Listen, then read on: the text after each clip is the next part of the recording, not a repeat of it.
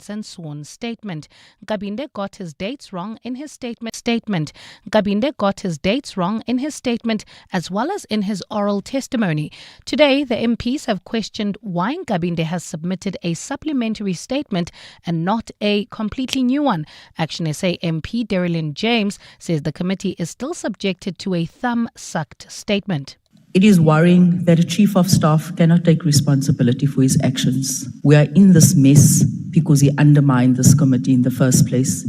If anything, he's had an advantage over all the other witnesses because he was given additional time, which he still today comes with a supplementary statement. Annual consumer price inflation rose to 3.6% in October, slightly up from the 3.4% seen in the previous month. This is lower than market expectations, but still the highest print since September 2024, when inflation heated up to 3.8%.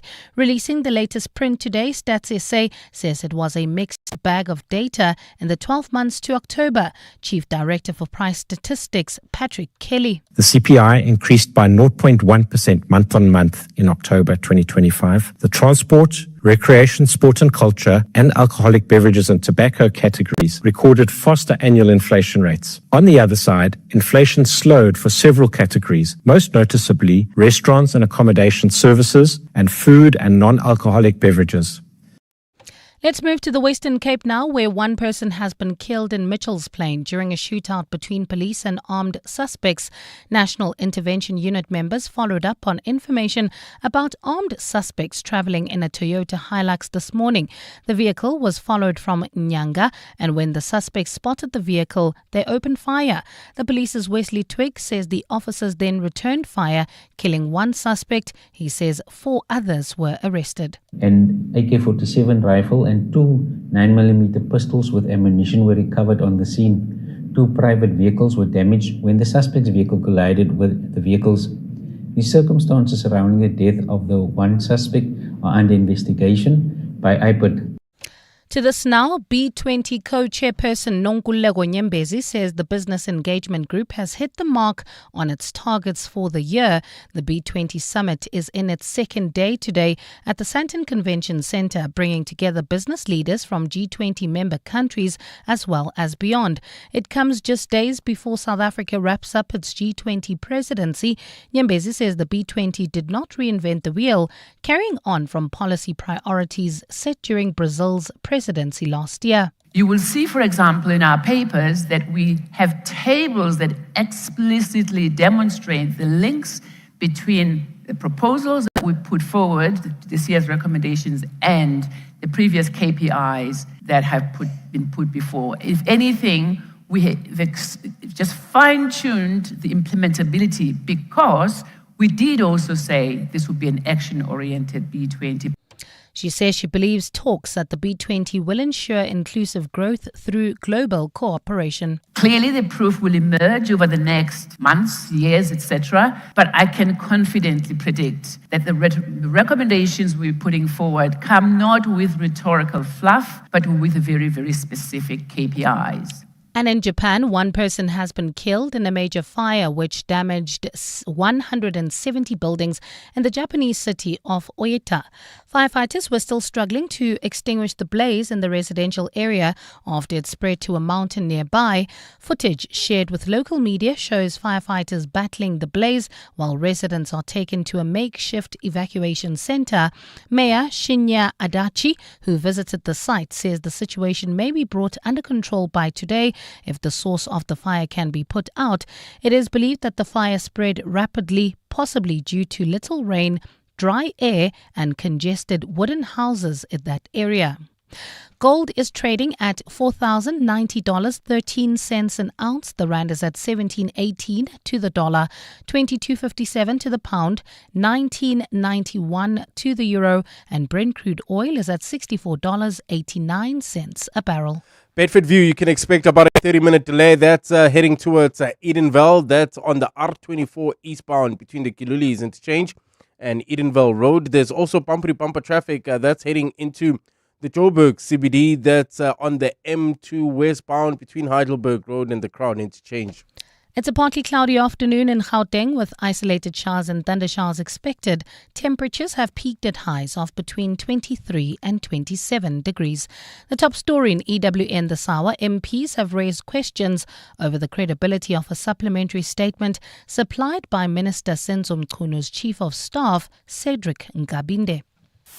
EWN, in touch, in tune and independent. For the latest, visit ewn.co.za or download the EWN app.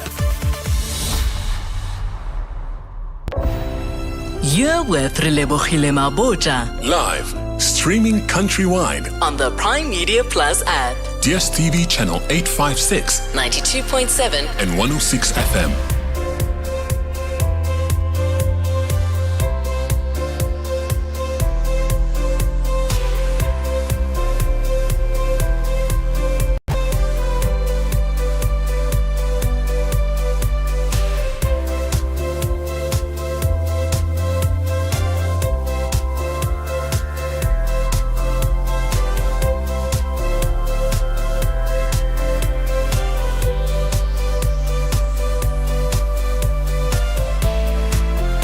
Minutes after 1 o'clock. Welcome to 7:02 Afternoons with me, Relebogile Mabotja.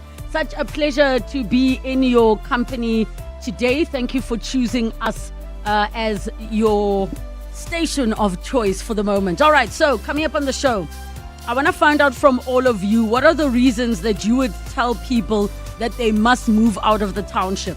What are those reasons? What are the reasons that you left, or what are the reasons that you want to leave the township? We're going to play you a clip from the gentleman Themba Khadebe, who was sharing why people need to move out of the township as soon as they can afford to do so. And I want to hear from all of you on that. Our finance feature for today, we talk the science behind why financial success favors the focused mind. We'll be joined by Tsungai Masendeke, who is a certified financial planner and director at IWCP Proventus.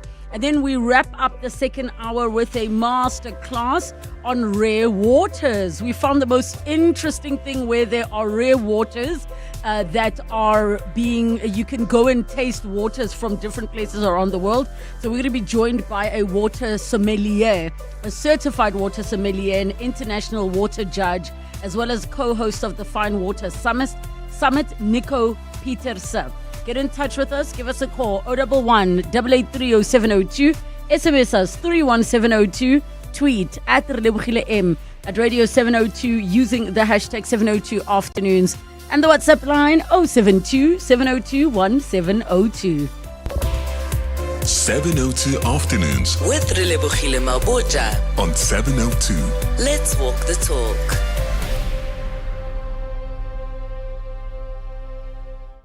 We have had the most delightful conversations around all the things we love and have loved about living in the township, or kokasi, or as some might say, in the hood. I want to hear from all of you. What are the reasons that you would say, get out, move out as soon as you can? What are the things you don't like about living in the township? What are the reasons that you moved out? And what are the reasons that you share with people? Listen, do not stay in the township. I'm going to play a clip from a gentleman, Themba Khadebe, who was sharing his views to say, guys, move out of the township. I want you to take a listen. We're not going to play the entire clip, but I want you to get the gist of some of the reasons he has raised about living in the township. The day you can afford a Puma election, Puma. The day you can afford a Puma election, Puma. There's absolutely nothing good about election. Nothing. The worse if you are raising England. There's not a good place if I'm an election. You're cool as England. I go in down. Yabana, everything Yakona is that is wrong. It's so normal. Grape culture, gender-based violence, upkebengu. Everything is normal. It's celebrated. You listen to Amachita speak about rape and abuse as if it's normal. Like Ngathi ukukhuluma ukuthi uyothenga isinkwa, it's so normalized. And they see nothing wrong about it. And that is the saddest part. Most of them, baney'ngane zamantombazane, banosisi, kuney'ngane zabafana makube incane. Iy'ngane zijoyina amagenge from, go to every township. Iy'ngane from as little as 9 years old, seyijoyina amagenge. Iy'ngane ziyagwazana zigwazelana iy'gqoko, nezikhona eziy'gqoko zabezimpi abayithandayo. Like, you cannot tell me ukuthi that is normal. When I was you will come here vele ungithuke and what uthi ngizenza ngcono and what not vele ngcono, because that is not normal for me. So that's sort of the gist of what Themba had to share. And he's given, in essence, to translate, to say that things like, he didn't use the word rape because the video was on TikTok. TikTok is very strict when it comes to language. They automatically flag it because it's a platform where children are on as well. So he used the word grape, so you understand why he's using the word grape. But he is referring to the normalization of criminality, that it is celebrated. He was speaking about rape culture, gender-based violence, that it is just a normal thing. Now, I know not everybody is going to agree with that experience, but I want to hear from you. When you look at what you experience of living in the township, is it a place that you'd say, no, people must not live here? Or do you listen to Themba and feel like, no, he's focusing too much on the negative? Or do you feel like it depends which township we are talking about? Because not all townships are the same. Not all of them are like that. So I want to hear from all of you on the reasons you moved out of the township, the reasons you would encourage people to leave the township, and the reasons that you would say it's not a great place. Now, I speak often about the positive memories of when we were living in Soshanguve. And I have to say, one of the reasons we moved out, and that must have been when I was like 12 years old, that we moved out of the home in Soshanguve to go to Pretoria North, was to be closer to school. Because we were in a school that was, as we say, Kotoropong, in town, even though technically it's not CBD. The schools we were in Hatfield. And I can tell you it was over an hour commute to get there and to come back. And then we were in Pretoria North, and that was the last time that I ever lived in the township. And there are things I can look at now that I'm like, yo, right? Like, yo. There are those things I can look at now. But I want to hear from all of you if you think that people should be leaving the township, or you're like, nope, create the life you want for yourself, Kokasi, or it depends on the township that you are in, or you're like, yeah, I see the 1 or 2 or 3 bad things about the township, but I'd never leave. I know people who were living, earning really good money, could afford to leave, but absolutely would never leave the township. They absolutely refuse. So, and I hear from all of you, 011 883 0702 and the WhatsApp line 072 702 1702. For the best game viewing, you go to Mpumalanga. For the best whale watching, you go to Hermanus. And for the best in investments, go to Nedbank. Earn up to 7.6% interest with the Nedbank Just Invest account and access your funds within 24 hours. For better returns, go with Nedbank. See money differently.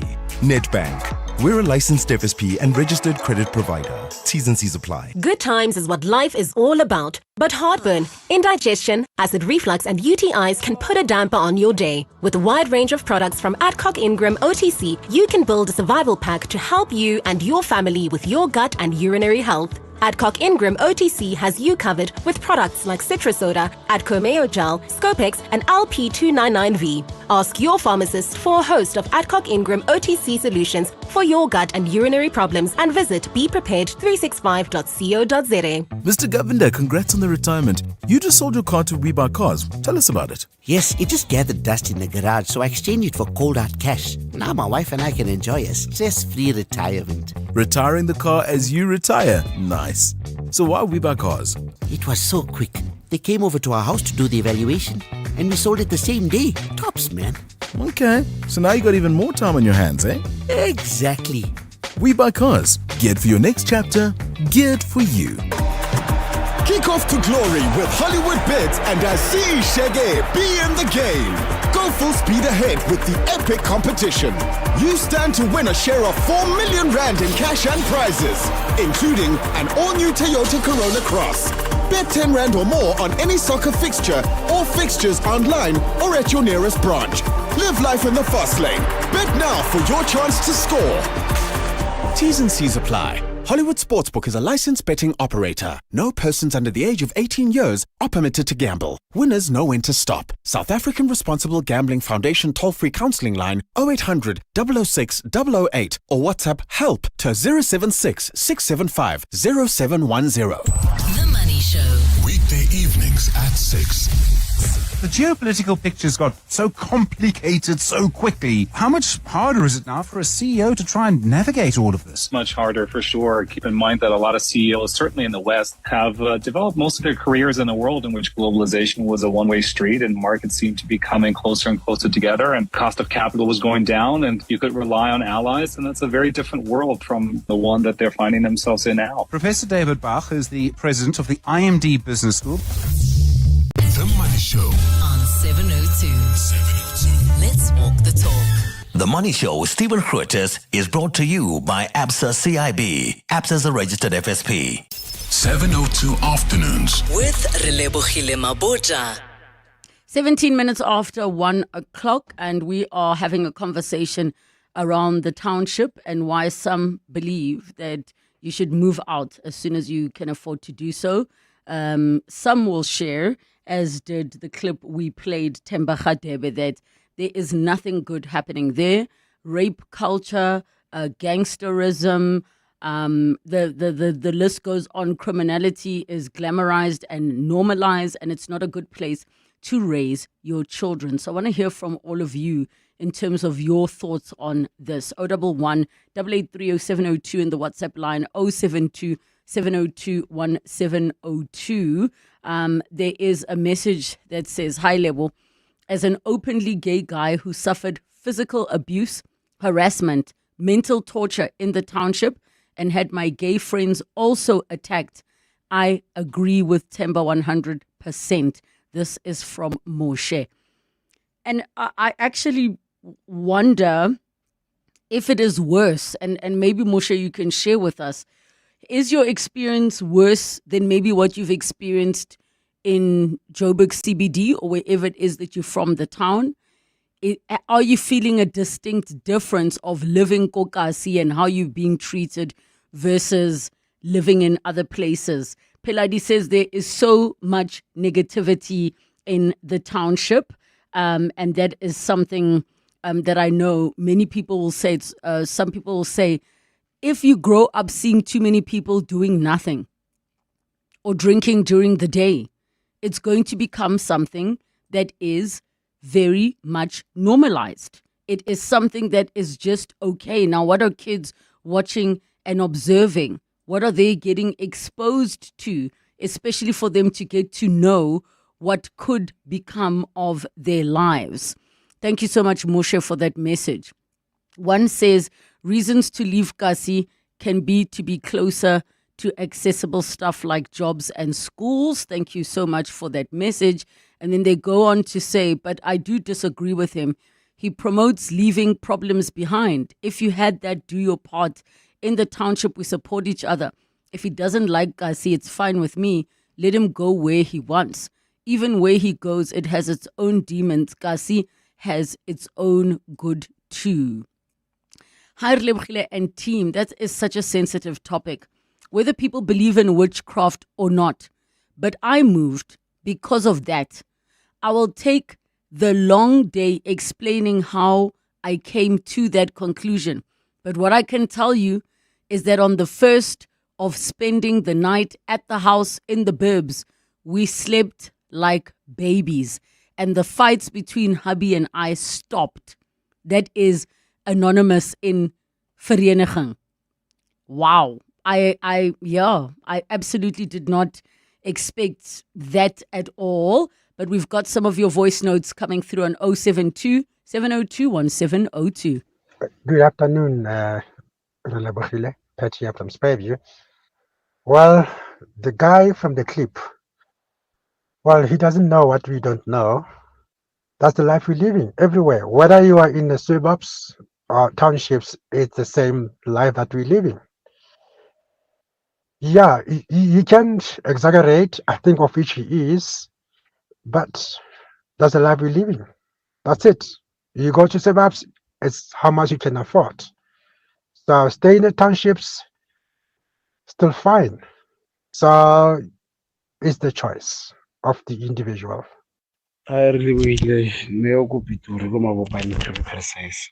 Relebogile, I don't agree with the gentleman because now he's saying whenever you get a chance, move out of the hood.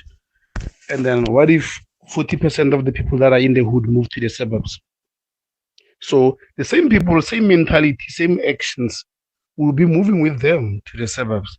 Staying in the suburb doesn't make you a better person. That's my take. I mean, you go to pubs in suburbs, you still get the same people. So a place doesn't change you. I don't believe in what he's saying. Now go Mabotja. Thank you for the great show, Relebogile. I'm very curious, and thank you so much, Noko Mabotja. I'm very curious. There's something you said around staying in the suburbs doesn't make you better. Do you believe, and by you I mean everyone listening, all of you listening, do you believe that you are better by moving out of the township? Or is that your perception of people who leave the township that they think they are better? Like, I'm trying to understand in this concept, which is also maybe typical township lingo of when a person furthers themselves or evolves in a way that they believe is positive, we'll say, you think you're better. What happened with the young boy who needed to go do sporting things but has learning challenges, and because the child does sporting things in the township, they're laughing at the kid, bullying them, and it's, you think you are better. Like, I remember, because we went to private school but lived in Soshanguve, those comments would be there. Those comments would be there. What is this, you think you are better? Aren't we supposed to think we are better, but better than previous versions of ourselves, not better than other people? I really need somebody to help me understand this thing here, you think you are better. More of your voice notes. Yo, hi Relebogile. I left the Gasi because of the noise levels. Like, people are so inconsiderate. You're writing exams, your neighbor decides to have a party. The noise is there from 6 to 6. Like, yeah, no, I can't. And it's sad because now these noise makers, they're following us to the suburbs. No, it's very rude. We don't want to listen to your music. Listen to your music alone. Or certain time, 10 o'clock, the noise must go down. We want to sleep. We have stresses, we have financial problems. No, it's wrong, man. Good afternoon, Relebogile. Speaking to Leo here from Centurion. Really, I used to stay in Comams. Now I moved to Centurion. It was not one of my priorities, but it was more like I prioritize safety and security, service delivery, and a good environment to raise the kids. Service delivery at all. Moms, there's a pothole that has been there for past 10 years, but yeah, at least like Bazama, so yeah, but the priority is safety and security and a place where you can be able to raise the kids. Thank you. Great show. Hi, Relebogile and Sevno Chilanders. You know what? I definitely agree. That is my plan. I do stay in the township, but my life and ever since I grew up, I never behaved or kind of felt like I belong here because I think also it's because of the exposure I've had in the suburbs and also going to a multiracial school. You just want better and different for yourselves. And absolutely the goal is to get out of Olukshini because there's nothing good that comes out of there. And even currently right now, 90% of my lifestyle is actually situated in the suburbs. So I'm actually working on getting outside of the hood and potentially my future kids will be raised in a proper area. Um, I agree. Lebogile, I fully agree with Temba. The township is has completely changed. It's not a good place to stay at, especially if you have a child that you are raising. There's too much influence of alcohol, influence of nyawope, and for me, whatever he has actually described, it's common in most townships. So I fully agree with him, and I've always actually encouraged people to also leave the township as soon as they could. It is not a good place to stay in terms of your safety as well. There are a number of break-ins in many townships. So I do concur with what he's saying. And yeah, I agree with him. People must just leave the township as soon as they could. It's just negativity. The environment in the township, it's quite toxic. And if you go to the townships lately, most people are just indoors. People are not feeling safe to even walk in the street during the day. I'm not exaggerating, but this is the case.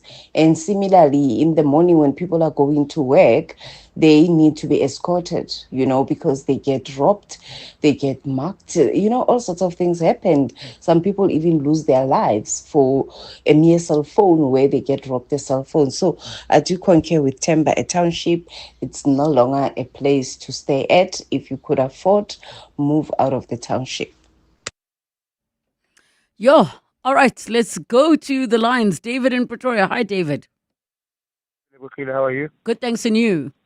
Good, thank you. So I'd like to share my story. So I grew up in a township, and then when I went to tertiary, I then moved out and then moved to suburbs. So a few years ago, I had an operation, and I had to take some time off work, and then I moved home for my parents to help care for me. So during the day, I would wake up and then just go for walks, just so that I'm also mobile. I think 3 days in, I think someone came to me and said, "Hey, do you know what people are saying?" I asked him, "What are they saying?" He's saying people are saying, "Yeah, he's back now in the township. Where did you think he would end up? Whatever." I was like, "Really?" He's like, "Yeah, people see you now walking around," and he's like, "Yeah, no, he's back now. He's unemployed. He's back with us now." So I do think, to a large extent, there is truth to what David is saying. And it's really, really sad. Or Temba, that guy. And it's really, really sad what's happening. Sure, and I hear you, and I find it interesting that I've been hearing women saying they agree with Temba, but you are now one of the gents that are saying you agree with Temba and what he had to say. Thank you so much, David from Pretoria. David, which township did you say you grew up in? In Soweto. Soweto. And there's not a part of Soweto that you'd say, okay, but this side is better. All these things we're talking about are not accurate. No, I think in the past, there were pockets of townships that were better developed, where I think the mentality was slightly different. But I think now over time, it's all become one and the same thing. That's just my view. Yes, I hear you. Thank you so much, David. In Pretoria, Tato, I see you. I see your voice notes and I see your messages as well. It's 1:30. Time for your latest Eyewitness News headlines. Good afternoon. Thanks, Relebogile. Good afternoon. MPs have raised questions over the credibility of a supplementary statement supplied by Minister Senzo Mkhunu's Chief of Staff, Cedric Nkabinde. Nkabinde is back before Parliament's ad hoc committee, which is probing allegations of police corruption today. It comes after MPs sent him away last week for submitting inconsistent information in his evidence and sworn statement. Eastern Cape Police have confirmed they have wrapped up their investigation into the death of 3-year-old Unecebo Mboteni. The little boy died after falling into a pit toilet at a preschool in Mdantsane in April last year. Amnesty International South Africa has been demanding justice for the child. And the high-profile trial of alleged underworld gang boss Nafiz Modak has been hit by another delay today after proceedings were postponed due to one of the accused being ill. Modak and 14 others face 122 charges related to allegedly operating a criminal empire. Modak has been cross-examined about his alleged involvement in the attempted murder of prominent criminal defense attorney William Booth. Those are the headlines, this EWN and more at 2 or as it happens. EWN Traffic. Well, at this stage, if you are leaving Bedford View heading towards OR Tambo International Airport, you can expect about an hour delay. Actually, you can expect about an hour delay. This is on the R24 eastbound between the Gilulis Interchange and Edenville Road. This is due to roadworks. As a result, there's also bumper-to-bumper traffic on the N3 in both directions. This is between Van Buren and Linksfield Road. Heading into the Joburg CBD coming from Germiston, traffic is a bit sluggish. M2 westbound between Heidelberg Road and the Crown Interchange in Sharon Lee. Bumper-to-bumper traffic on Malibongwe Drive between Belez and the N1. Look out for those faulty traffic lights in the four-ways area at Winnie Mandela Drive and the N1. If you come across any other traffic issues, please WhatsApp us on 072-702-1702. There's more EWN on air, online, and on the EWN app. Bongani Bingwa, 702 Breakfast. Weekday mornings, 6 to 9. For more than a decade, South Africa has languished under the weight of junk status. It's a silent tax on every household and every business, and it's part of what makes borrowing expensive, infrastructure building and development slow, and growth harder to unlock.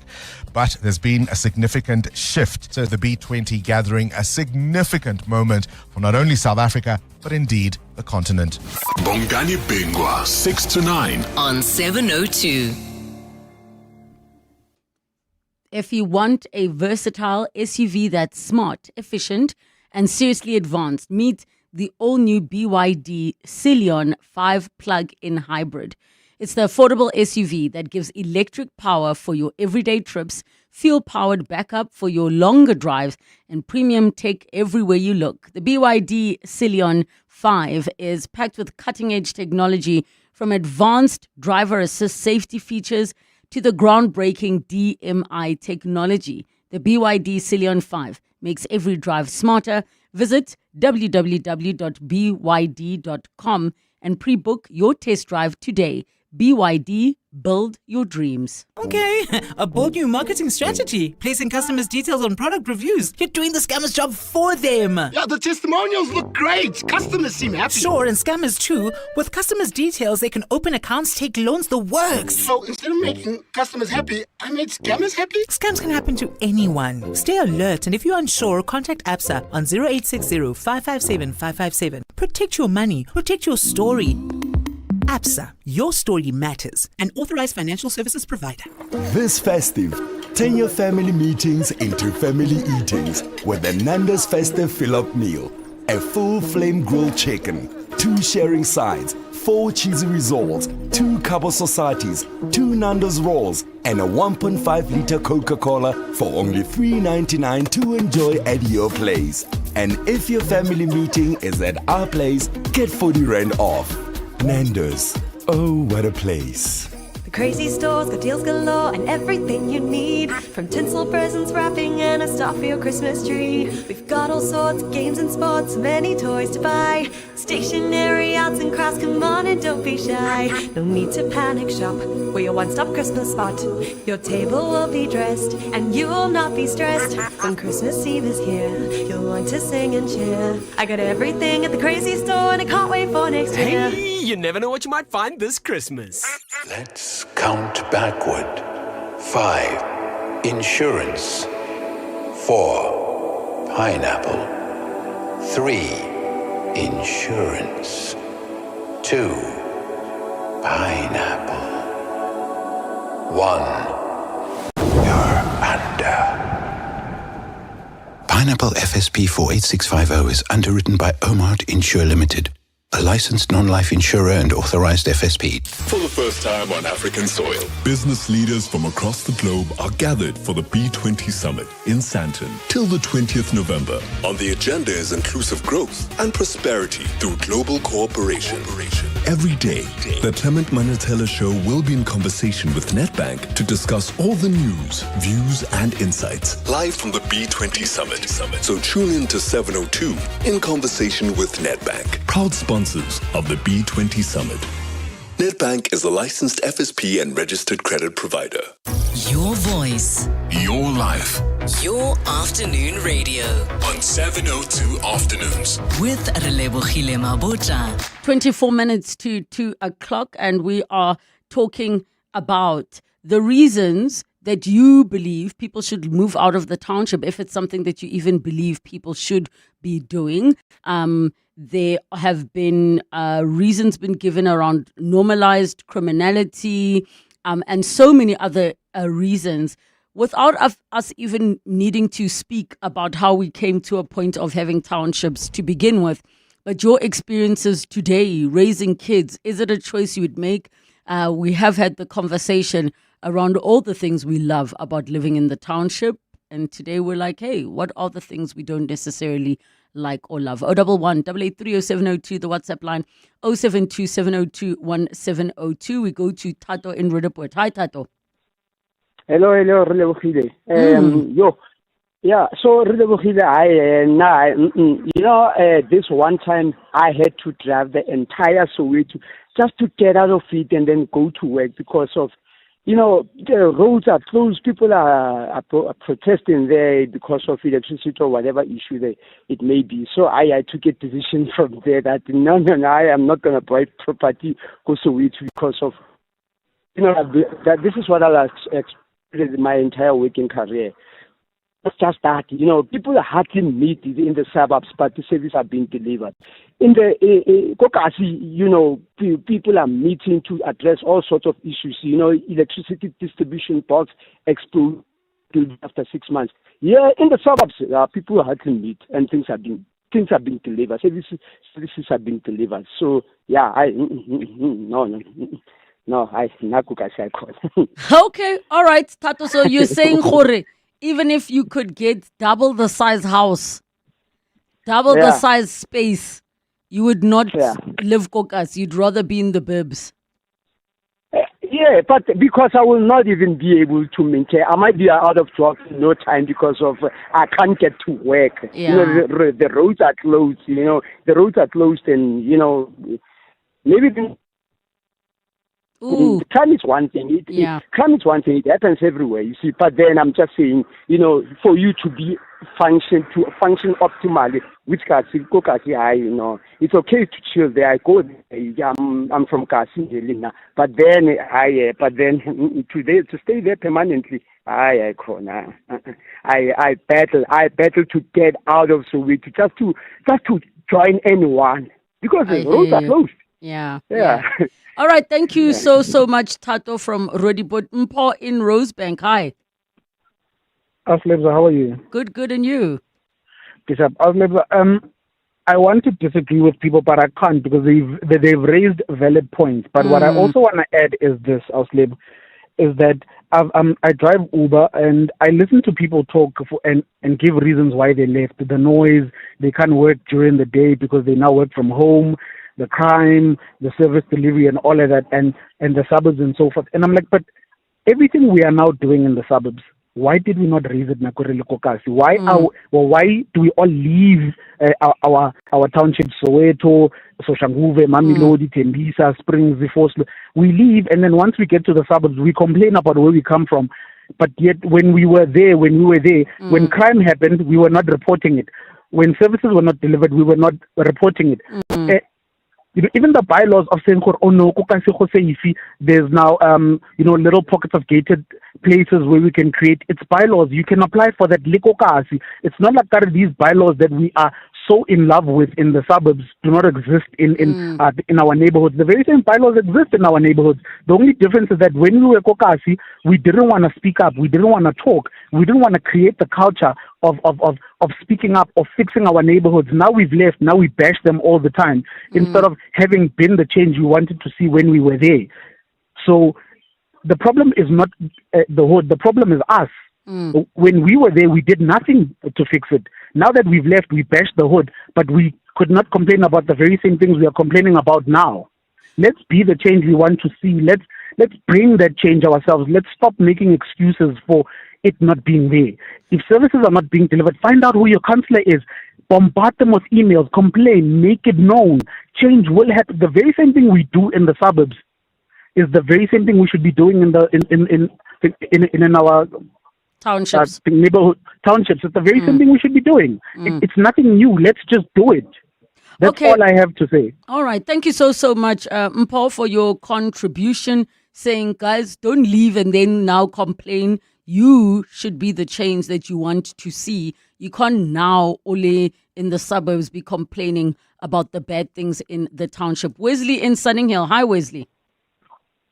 Hi, Rebecca. Go ahead. Yeah, I mean, I grew up in Mitchell's Plain in Cape Town, basically, and then moved out and moved to Sunninghill. I mean, the things that you see in these areas, I don't think, as the previous caller said, be the change you want to see. But there's just no change. There's policing in that area is non-existent. The culture of people do not want to change. They want to live in these, not all the people, but the gangsters want to be like that. They want to have these areas like that. And then there's no will from government to change. I mean, the stuff that I've seen in Mitchell's Plain is insane. I mean, I've stood by a robot when someone next to the robot wheels out a gun and shoots another person right next to it. I mean, how do you change that type of thing? One of my friends was leaving another friend's house and he got a bullet shot through his back window into his dashboard. I mean, how do we think that that's okay to live in such conditions? I mean, in Mitchell's Plain, the amount of teenage pregnancies that you have there is insane. I mean, every girl that's 15 years old is potentially pregnant. Sure. I know a lot of them. So now we're saying we can't. That's normalized in these areas. I mean, raping, drug abuse. And look, I hear you, Wesley, and I can understand also I hear where Mpho's coming from, but I mean, in real life, is that practical?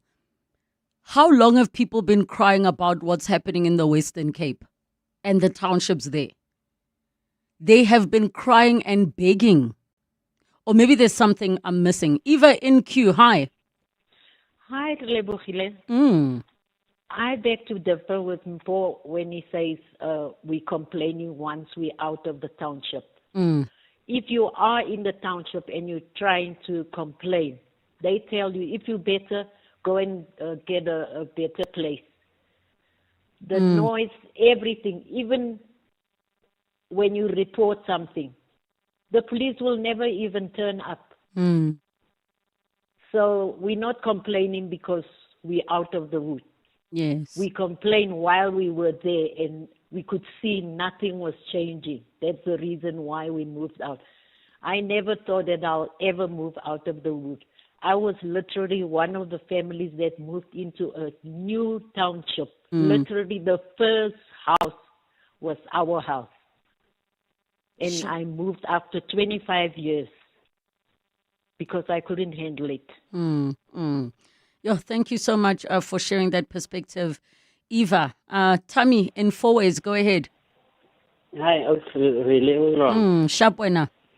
All right. I thought about the topic, to be honest with you, it really hurts me deep.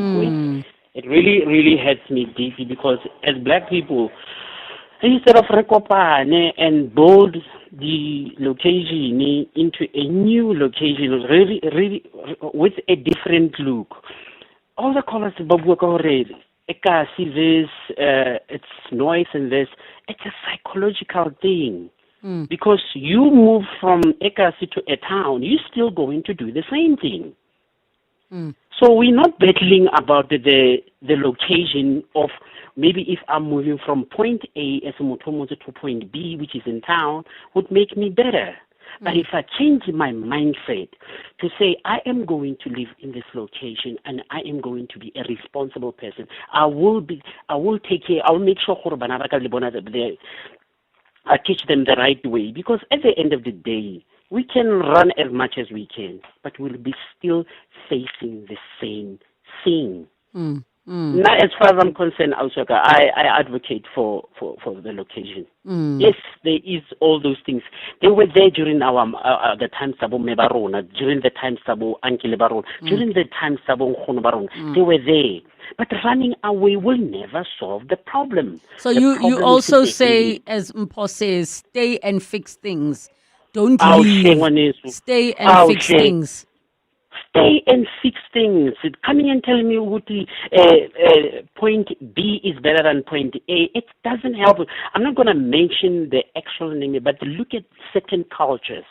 And listen, Tammy, I hear you loud and clear, and I think many people share the perspective that you are sharing. I lost the tweet, but somebody was saying your topic today is disgusting, and I'm still unclear which part of the topic is disgusting, but maybe it's from the perspective that you're talking about our townships not in a positive light. I'm looking at more of your WhatsApps. One says reasons.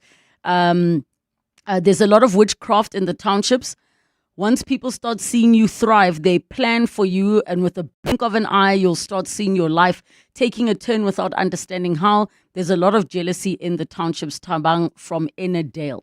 Hi, Relebogile. I'm a township boy, but my parents always told us that the townships were designed to break our spirits through forced removals so that we know our place. Today we worship Gussie culture as opposed to fight the effects of the design thing, failing to realize it was meant to keep you away from the realities of life. Kasi doesn't even have pavements, so we walk in the streets. Even in the suburbs, we choose to walk in the street when there's a pavement right there. We've been broken subliminally. Get out if you can is that message. Let's listen to your last voice notes. On 0727021702. All right, I'm going to read your last few messages. Michael Hlongwane in Moletsane says, had Chris Hani moved to the township, he would have been alive today. He would have stopped Janusz Walush easily, is what that message says, coming through from Michael. Another one says, I moved up from the Eastern Cape to Gauteng 30 years ago, 29 of those years in the suburbs, yet every single day I yearn for my township family home in Gqeberha, Eastern Cape. The suburbs are cold and not really tolerant of people of color. I go back to my township and the love I get there is perpetual, from family to neighbors to school friends. I'll be going down in December and I cannot wait. Regards from Paddy. Thank you so much for all of your messages and the many that I was unable to get through, especially on Facebook, where people were touching on things like the environment and the mindset is just negative. Vutomi is saying littering is terrible and people just urinate everywhere. Crime, safety of the family, and so many others. And it's interesting that some will say you're safer in the suburbs and others will say you're safer in the township. So I guess it depends who you are and where you are. For generations, the world has spoken about Africa. More needs to be done to ensure that the prosperity is broadly shared. Now, for the first time, the world's leaders gather on African ground. This summit's location underscores the need for African voices to be heard. On the 22nd and 23rd of November, the G20 summit lands on our soil. A moment where South Africa doesn't just host the conversation, we help lead it. The majority of the 54 nations that now comprise Africa were never offered a seat at the table where plans for a new world order were being drawn. From solidarity and equality to food security, poverty, and climate justice, this is where Africa's voice rises, not as an echo, but as a force. And as history unfolds in real time, EWN, 702 and Cape Talk bring you closer to every decision, every voice, every detail that shapes our future. Stay with us and stay connected to the story being written on home ground. On air, on the EWN app, and on primemediaplus.com. Who said the dirtiest roads aren't the best roads? Peugeot South Africa presents Most Dirt Wins, the ultimate off-road challenge featuring the tough as nails Peugeot Landtrek Bakkie. 2 teams, 1 goal. Cover the most kilometers on South Africa's wildest dirt roads. Catch all the action on Prime Media Plus and visit peugeot.co.za for new episodes every Monday and see the Landtrek prove it's pretty tough. For 3 consecutive years, Nedbank has been recognized as the best investment bank in South Africa at the Global Banking and Finance Review Awards. Whether helping clients navigate cross-border risks or building financing frameworks that support market reform, Nedbank is a partner in more than just capital. We're part of the architecture supporting Africa's renewable energy future. See money differently. Nedbank. Nedbank is a licensed FSP and registered credit provider. Progress builds, it moves, and it has a partner. That partner is Anglo-American. Together, we're building progress where it matters most across South Africa. With a 1 billion rand investment into education in our host communities, $15 million pledged to the Global Fund to support community-based health services, 1.6 billion rand in deals facilitated through our Impact Finance Network. And as a sponsor of B20 and G20, we're bringing that same spirit of partnership to a global stage, proving that when collaboration is real, progress moves faster. South Africa has a partner. Join the conversation on social media. Anglo-American, mining potential, building beyond. 702. Finance feature. 8 minutes to 2 o'clock in our finance feature for today. We are going to be talking about why financial success favors the focused mind. And you can get in touch with us on 011 8830702 in the WhatsApp line 072 702 and 702. We're joined by Tsungai Masendeke, certified financial planner and director at IWCP Proventus. Welcome to the show, Tsungai. Thank you for joining us. Thank you for having me, Relebogile. Lovely to chat to you again. Your energy is such fire. I love it for me. Go for it, girl. Let's do this. Okay, so in terms of financial success and favoring the focused mind, I'm going to kick off with the individuals who'll be like, I am focused. I don't have financial success. What are the dots that maybe I'm missing that need to be connected? So you cannot have financial success if you're not focused. Look at the individuals that are doing well for themselves, whether it's in corporate or whether it's in business. Those individuals have a clear plan, but in addition to the plan, they have a clear strategy and action outline so that they can actually achieve their goals or their dreams. So for me, having a focused mind is all about being able to have clarity in terms of the things you want to achieve, but you don't stop there. You also have an action plan, and that's where a lot of people fall short. They've got great intentions. They have got these amazing ideas, but then when you ask them, what have you done in the last 60 days to make sure that you get there? It's nothing.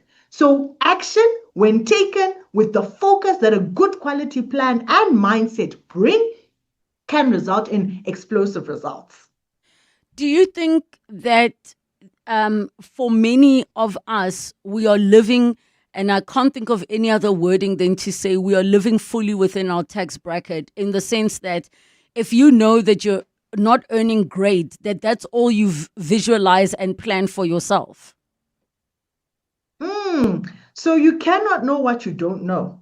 And I always say how much you learn translates to how much you earn. Again, coming to that change of mindset. You cannot transform how much you earn unless you keep learning more unless you keep on rewiring your mindset to new ideologies to be able to actually understand more so that you can actually become the best version of yourself. So even as a taxpayer who's got a very limited amount of income, you can understand and learn how to maximize even from a tax efficiency, and that actually helps you to then win in this money game. Okay, so let's go through 2 or 3 things that people can start to action even today that might not make a difference tomorrow, but in the long term will definitely make a difference.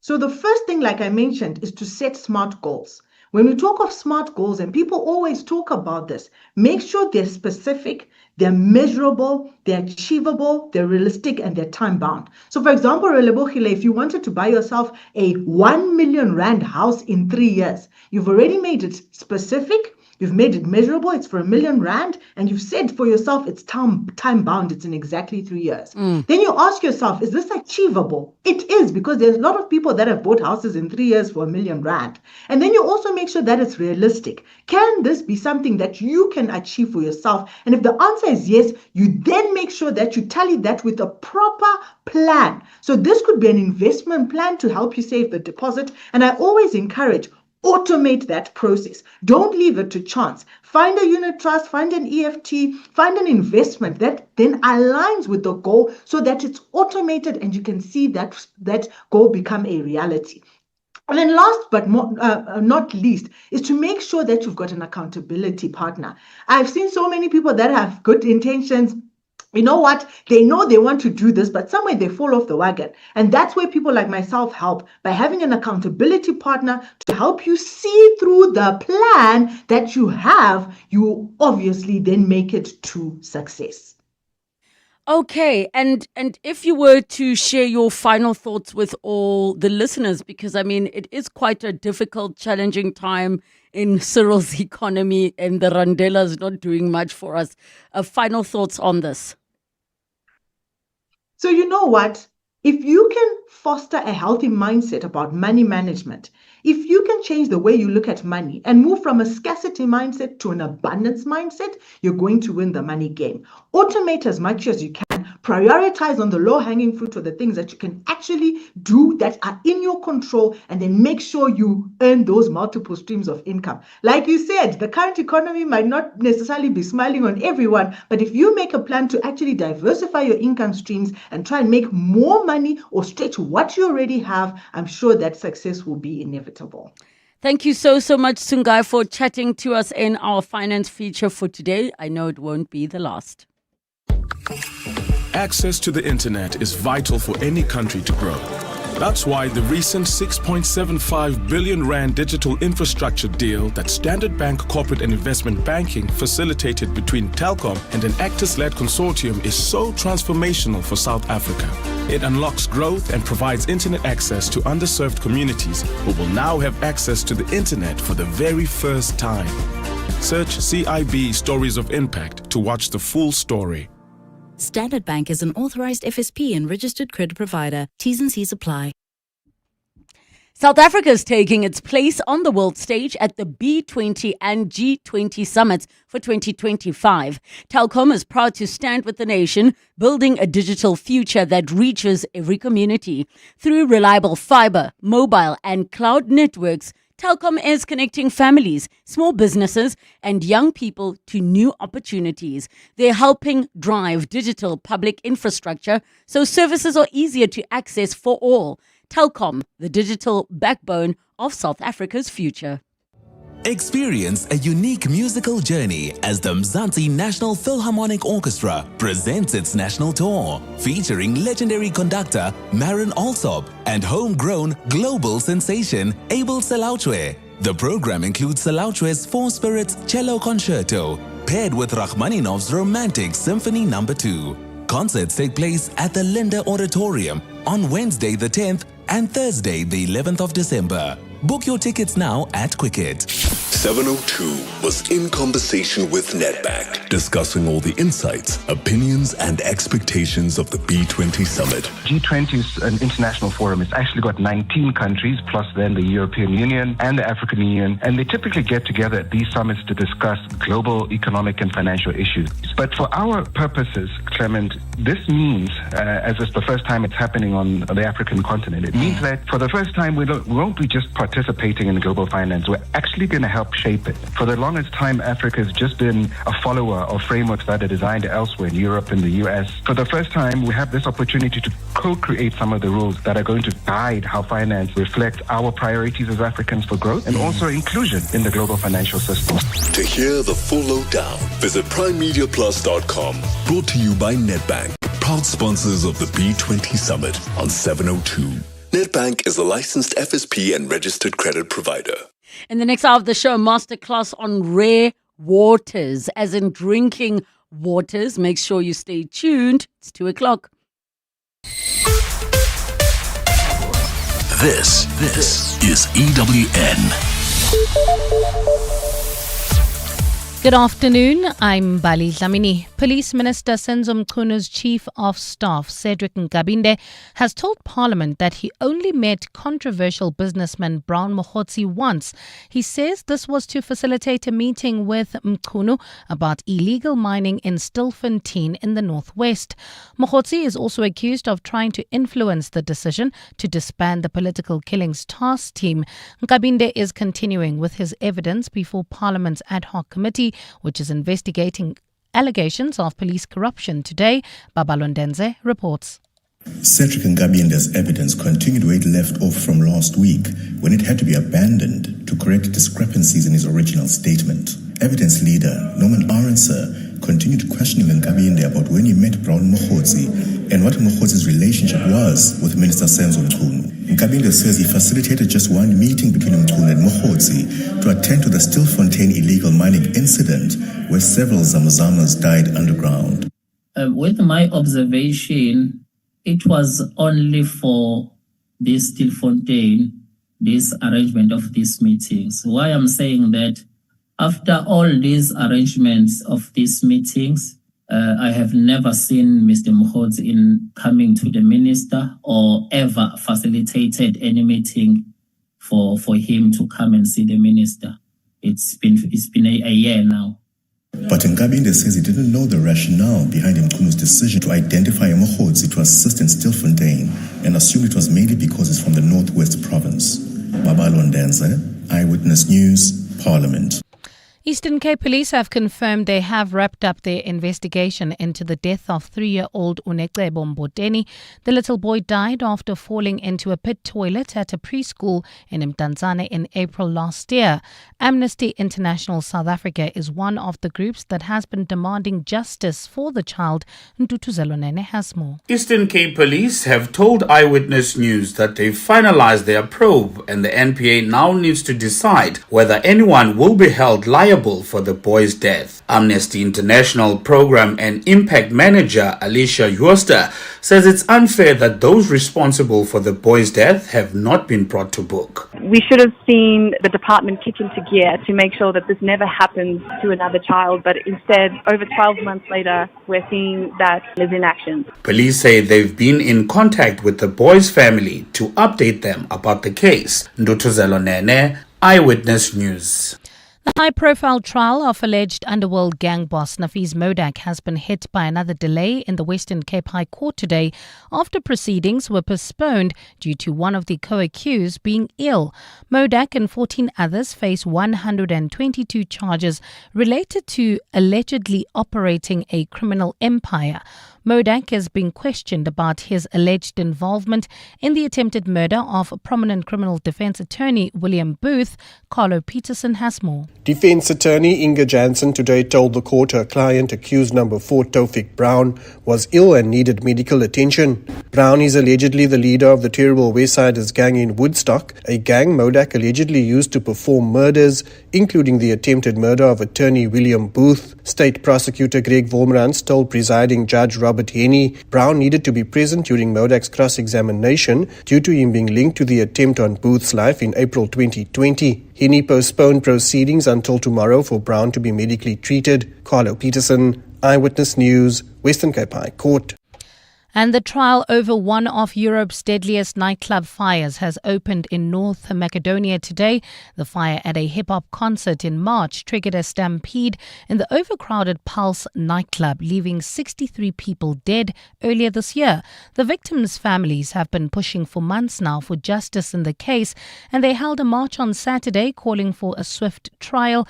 The trial is said to be one of the largest in North Macedonia's history, with former ministers amongst the 35 defendants. A team of 15 prosecutors is set to face the accused, which include 3 former mayors, the club's owner, building inspectors, as well as club security.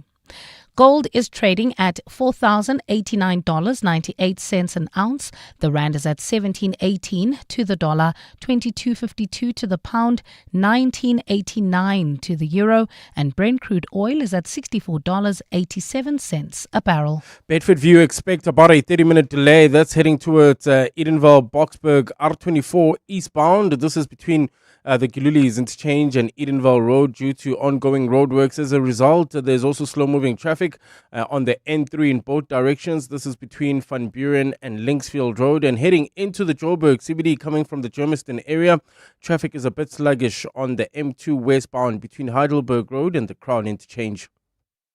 It's a partly cloudy afternoon in Gauteng with isolated showers and thundershowers expected.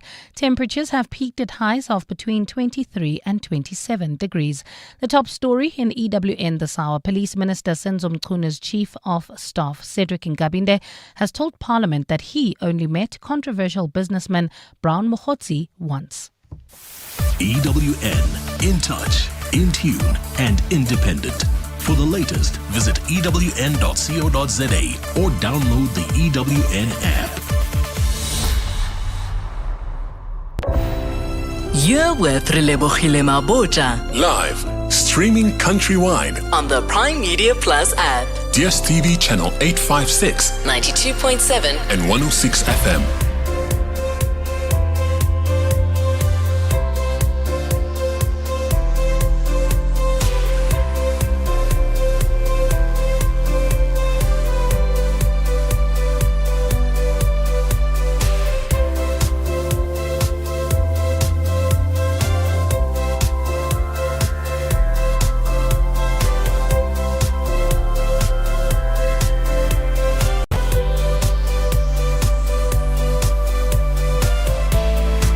7 minutes after 2 o'clock, it's the second and final hour of 7:02 afternoons with me, Relebogile Mabotja. We're going to be jumping into a conversation around rare waters for our masterclass for today. I saw a video, I was like, what, you're tasting waters? What do you mean you are tasting waters? Well, we're going to be joined by a water sommelier, a certified one at that, Nico Pieterse, for the conversation. So get your questions in, 011 883 0702, SMS us 31702, tweet at Relebogile M, at Radio 702 using the hashtag 702 afternoons and the WhatsApp line 072 702 1702. 702 Masterclass. Time for our masterclass for today as we talk about rare waters that you consume. And we're joined by certified water sommelier, international water judge and co-host of the Fine Water Summit, Nico Pieterse. Your calls on 011 883 0702 in the WhatsApp line 072 702 1702. Nico, welcome to the show. Thank you so much for joining us. Thank you so much for having me. I can't wait to have a conversation about water, you know. Listen, when I saw this, I immediately sent it to my producer and I said, I need to know what's going on here, but I'm pretty sure it's going to be really, really interesting. Now, I would love to kick off by finding out what your background, a professional career in particular, and how you found yourself getting into the space.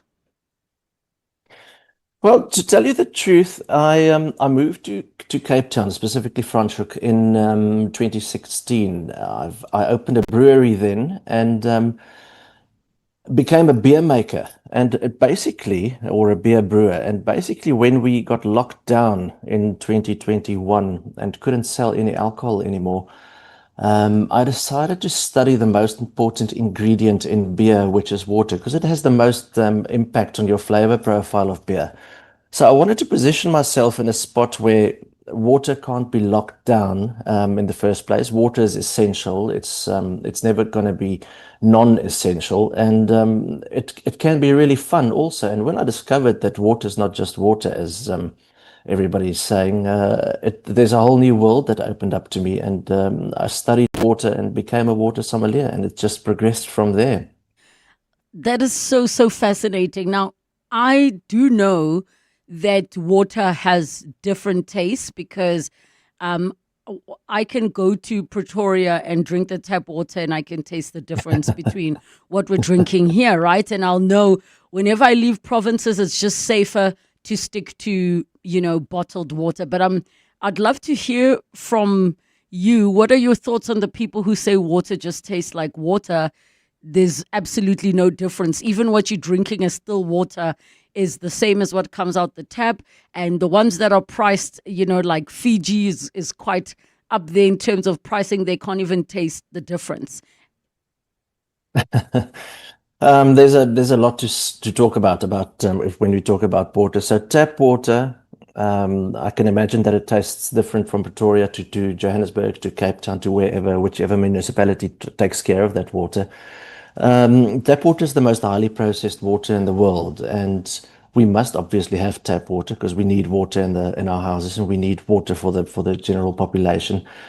Can but you it is maybe highly share? processed. Can you maybe share what you mean by that? Because I think many people are not necessarily familiar with the process of how that water gets processed.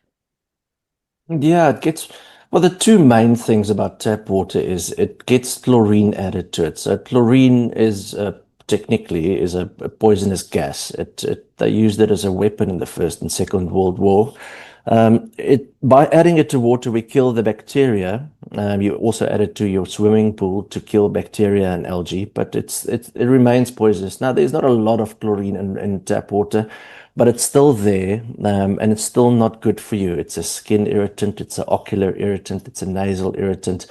And it's not something, and in my world, chlorine is a flavor killer. So it's got a very distinct taste and smell.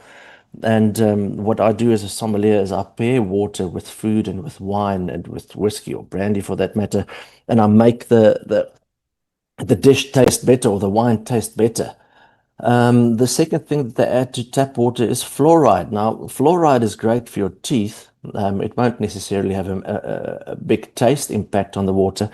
But fluoride, the studies are now showing that fluoride can cross the blood-brain barrier. And in America, they have shown that they're actually trying to get the fluoride out of the tap water completely because it's shown to the higher the fluoride in tap water, the lower the IQ of the people in that municipality. So it has a direct correlation with IQ and brain health.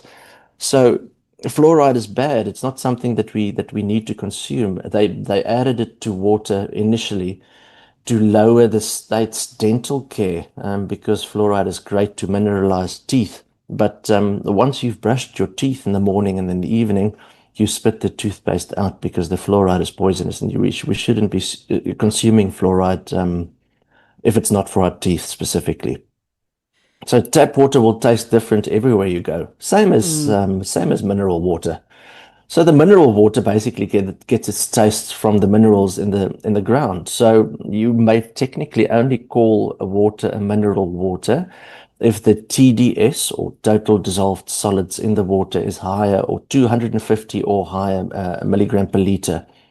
The same as a grape from Stellenbosch, a Merlot grape from Stellenbosch, won't taste the same as a Merlot grape from Franschhoek. And it won't taste the same because of the minerals in the ground. So the water falls as rain, it dissolves the minerals in the ground. That's where the plants get their nutrition from also. That water will then siphon through into an aquifer, and depending on the minerals in the ground, it picks up becomes a mineral water, and the minerals have taste. Okay, so I'm going to assume that you don't drink tap water at all because you know too much. Yeah, you think that's it. That's the thing. I kind of, during my tasting experience, I kind of ruin it for everybody because you love me and you hate me because the tap water, I prefer to stay away from tap water. I don't say everybody should stay away from tap water, and tap water is essential. You know, they say that by adding chlorine to tap water, it's the invention that's saved the most lives out of all inventions of all time, because water is also, so water is also a carrier of disease. Yes. And if you don't add the chlorine to the water, you're not going to have good drinking water. So it's really, really important to have tap water available, but it's also important to have good tap water available. I know in the Witwatersrand, they have issues, as far as I can remember, with a bit of arsenic in the tap water, because they use arsenic in the gold mines in the process of getting the gold out of the rock. So that's siphoning into tap or into water there. So it's not something good that we need in water. So we need good quality tap water, also not just water that comes out of the tap. All right, we are going to take a break. When we come back, we continue with this masterclass on rare waters with a water sommelier, a certified one at that. 011 883 0702 in the WhatsApp line 072 702 1702. Summer is about rewarding yourself with oceanic views, sizzling braais, and so much more. Earn your share of 120 million rand in real cashback, depending on your rewards tier, when you pay with your Absa Visa card. Plus, enter the Absa Swiper competition and stand a chance to win one of 10 cars. This summer could be the best you've had in years. Your story matters. Absa, T's and C's apply. Absa is an authorized FSP and a registered credit provider. This is Kyle's mom, entertaining the guests. My son and I have been taking some dancing lessons. Watch And a this. 1. And a 2. Oopsies. And this is Kyle's mom with 2 months free YouTube Premium, plus 5 gigs free YouTube data, plus 30 gigs once off. It's showtime! With ad-free YouTube Premium. Kyle, hand out the logins, my boy. You get a password. You get a Extra password. your summer Get a with the Vodacom Red Plan and get extra Red rewards plus benefits on the VodaPay app when you sign up or upgrade, online and in store. T's and C's apply. Further together, Vodacom. At Isuzu, we know every delivery, every kilometer, and every load is building something bigger. This truck month, set your business up for success with special deals across the Isuzu N and F-Series ranges. Don't get left behind. Speak to your Isuzu truck specialist or call 08600 Isuzu and secure your truck month deal today. Isuzu, with you for the long run. T's and C's apply. Progress builds, it moves, and it has a partner. That partner is Anglo-American. Together, we're building progress where it matters most across South Africa. With a 1 billion rand investment into education in our host communities, $15 million pledged to the Global Fund to support community-based health services, 1.6 billion rand in deals facilitated through our Impact Finance Network. And as a sponsor of B20 and G20, we're bringing that same spirit of partnership to a global stage, proving that when collaboration is real, progress moves faster. South Africa has a partner. Join the conversation on social media. Anglo-American, mining potential, building beyond. Standard Bank and 702 have joined forces to bring you China Unlocked. So obviously, rooibos is very unique to South Africa, that only grows in South Africa. So it's a real South African treasure that we can share with the rest of the world. And obviously, it's a very different tea to the teas that the Chinese are used to. What's interesting now is that the Chinese consumers has given rooibos their own name, and they call it Bosha Cha, which means basically the doctor's tea, which we are very happy with because it's so full of health properties. So that definitely helps the sale and the trust in the product. Don't miss China Unlocked on 702 Drive with John Perlman. Tuesdays on 702. Brought to you by Standard Bank Business and Commercial, an authorized FSP and registered credit provider. 702. Masterclass. 19 minutes after 2 o'clock, and we're having a masterclass on rare waters with certified water sommelier Nico Peterson. We take your calls on 011 883 and the WhatsApp line 072 702 1702. I'm going to jump straight into a question from one of our callers, Nico. I know we haven't really started to even begin to unpack, but I think this is a relevant one. Cindy, how are you doing? Go ahead. Good afternoon. I'm finding yourself. Good. Okay, just a quick question to your guest. Is there any way that we could actually take our borehole water for testing? In terms of getting the good minerals and if we have the correct filters. You're so fortunate that you have a borehole, ma'am. No, we had issues in our area. We were many days without water. So we eventually decided to put in a bowl. I see. Yeah. Okay, that's a really good question. That's a very, very good question, Cindy. Thank you so much. Niku? Yeah, it's a very good question. In Cape Town, we have a company called VinLab. So basically any lab that would be able to test your water for you. There are various labs available to test the water. They'll test for everything from minerals to nitrate to whatever's good and bad in the water. So absolutely, there are places that test for water. I'm sure you can find it on through your search engine, but specifically Cape Town, I can recommend VinLab. They're great. I use them for all my testing of water. And there are a couple of things that you look out for. They'll explain it on the in the test that you need to look at what you need to look out for. And those are basically the sulfates and nitrates and those kind of things. So even on the back of a bottle of mineral water, you'll see the nitrate is indicated there. So nitrate is basically an indicator of pollution at the source. So farmland or civilization or animals around the source or pesticides around the source. So the lower the nitrate of your mineral water, the less polluted the source will be. So that's important. It's something important to look out for on the back of a bottle of mineral water. But you can definitely have your water tested. And our grandfathers, or my grandfather, used to tell me that the lower the minerals in the water, the better the water is going to be for you. And that's absolutely not true. We need the minerals in the water for hydration. And it's also the minerals that give taste. So we're looking for a high TDS or a high total dissolved solids level at the back of your bottle of water, or basically inside the water. Just on the part of the tap water, there's a question here. Hi, Relebogile, please ask your guest, does boiling tap water help in making it better or healthier or safer to drink? Okay, so if we boil tap water, you can't boil out the chlorine or the nitrate. You basically boil water to kill bacteria. So you're definitely going to kill the bacteria, which is great. But as we boil water, the water becomes less due to the steam or the evaporation. So technically, if you boil water, your ratio of nitrate will become a little bit higher because we have less water. So for bacteria, it's great. For other pollutants, not so much. Okay, we're going to take another caller, Anne from Sandton. Hi, Anne. Good afternoon. Yes.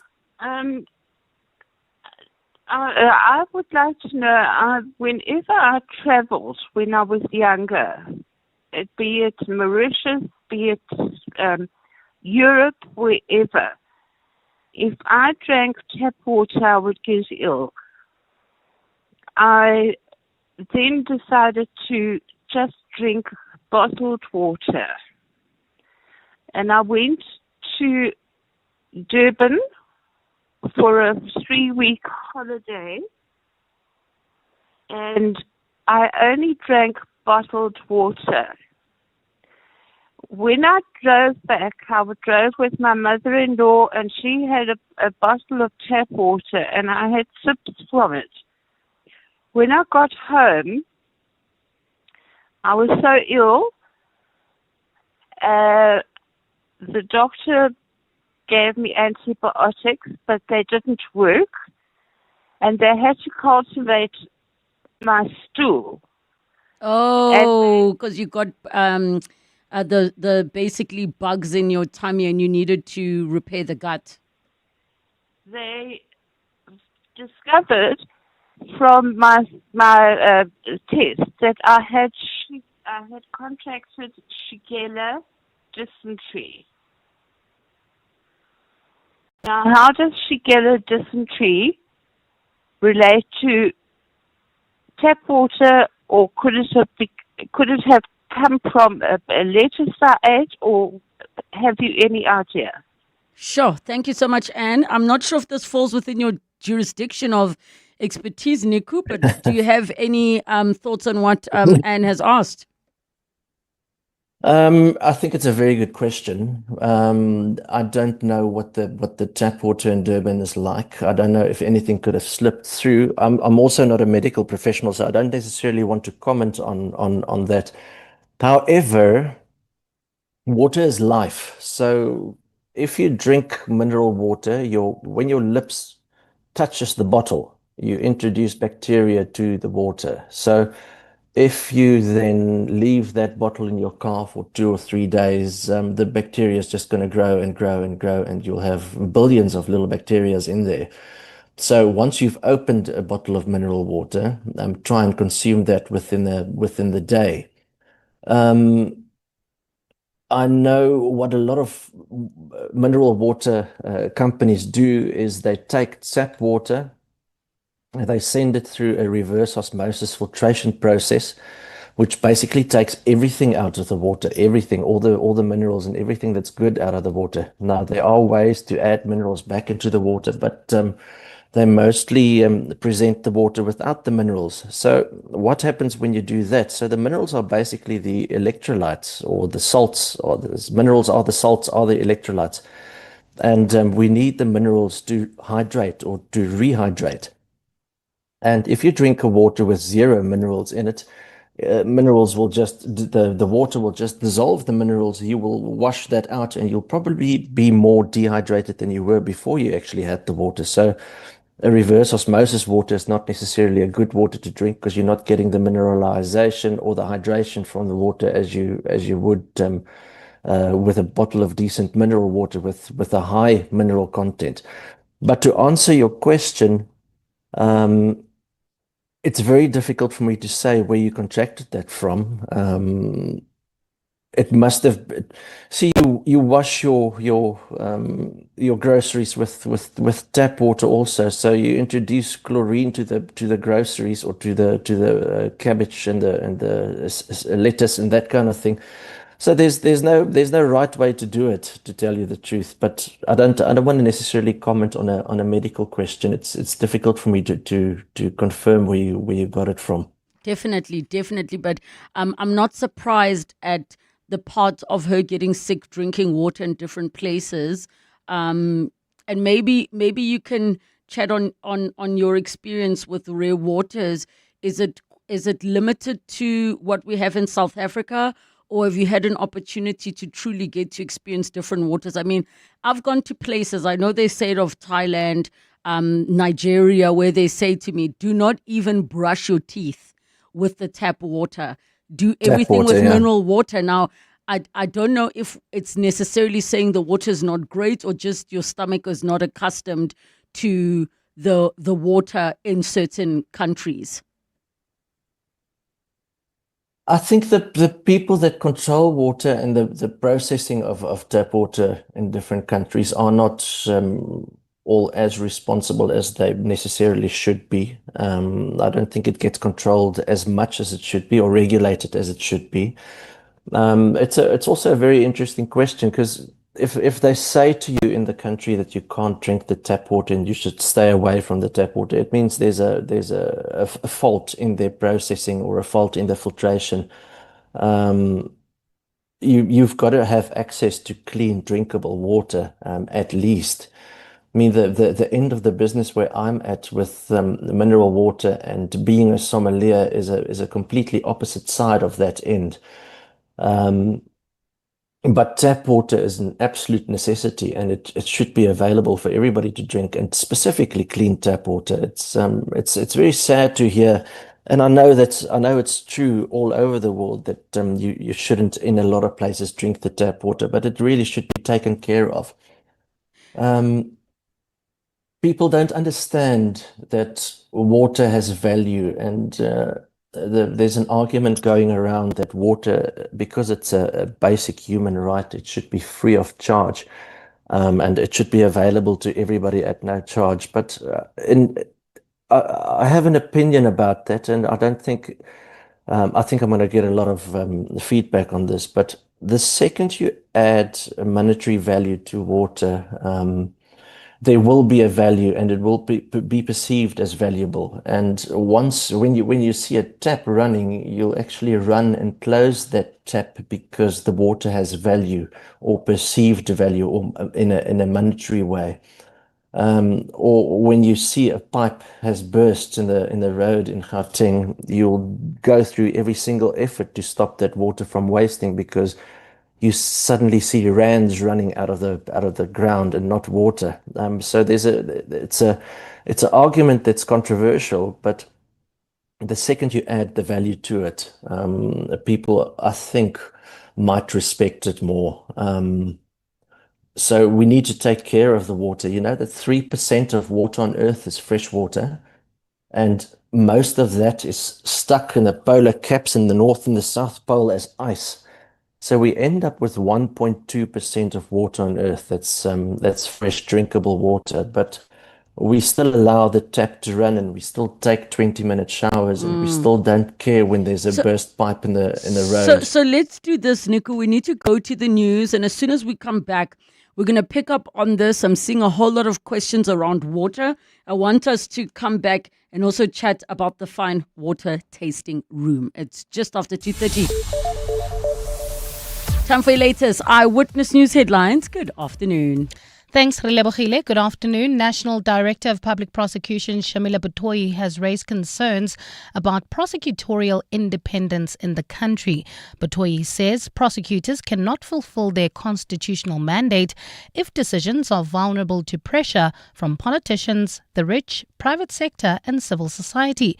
She made the remarks during testimony at the Nkabinde inquiry, which is investigating suspended Gauteng prosecution's head, Andrew Chauke. Controversial businessman Brown Mabotja has resumed his testimony before the Madlanga Commission of Inquiry this afternoon. The late start was due to some discrepancies identified in his statement yesterday. He was given time to consult with his legal team in order to consider documents in the Commission exhibit bundle that he has not been able to work through. Mabotja's name has featured a number of times in testimony by other witnesses before the Commission, which is investigating allegations of police corruption. And in Japan, one person has been killed in a major fire which damaged 170 buildings in the Japanese city of Oita. Firefighters were still struggling to extinguish the blaze in the residential area after it spread to a mountain nearby. Footage that has been shared by local media shows firefighters battling the blaze while residents are being moved to a makeshift evacuation center.